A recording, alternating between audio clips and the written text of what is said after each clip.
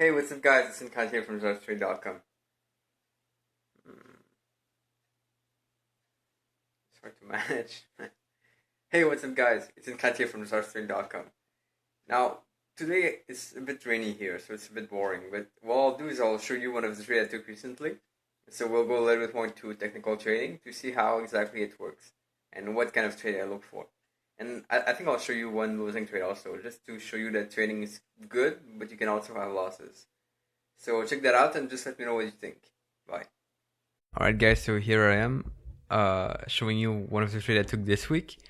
So I'm just going to drive you through the whole process of trading. So in case you don't know, this website is pretty useful, tradingview.com. You can get a lot of charts from there, so just check that out if you have any chance. It's a really good platform and it's totally free, so if you want to like have a charting software that's better than the one you have right now, you can check this website, tradingview.com. So now here's what I did this week. I've got a few pairs that I'm following every day, I would say, a few times per day sometimes, and then I just go through them and I look for a specific setup. Now this pair here is New Zealand dollar, Japanese yen, and I happen to find a setup on it, which I took. Okay, so one of my setups requires an indicators, which I'll just put the Bollinger Band. I like that indicator, by the way. It's pretty cool. So I just put the indicator, right?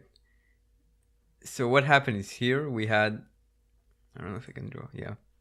So right here we had a break outside the Bollinger Band, and this is one of the setup I think. Okay, this is one of my favorite setup with the Bollinger Band, when you have a break outside.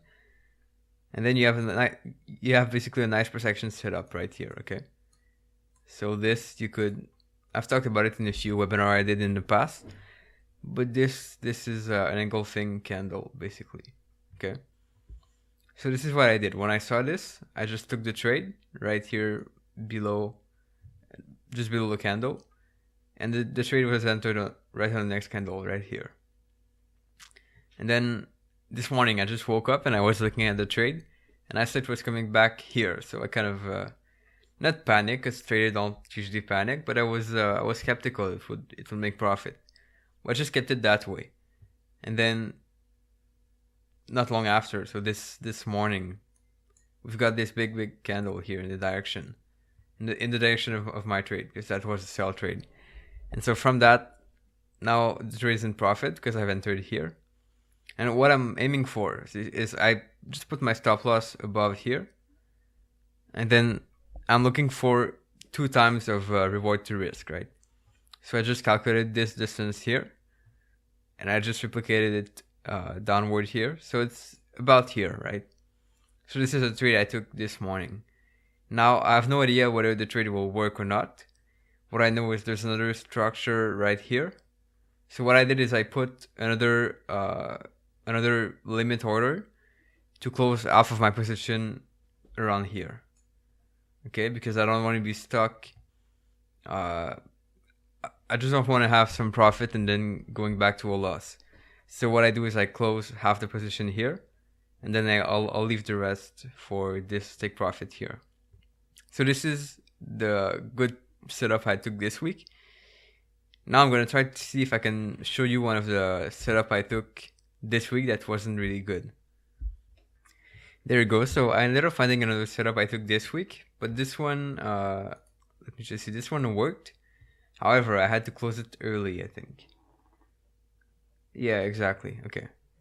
So I took this setup, USD SEK, the Swedish krona. I took it under 4 hours when I saw the break here out of the Bollinger Band. Okay.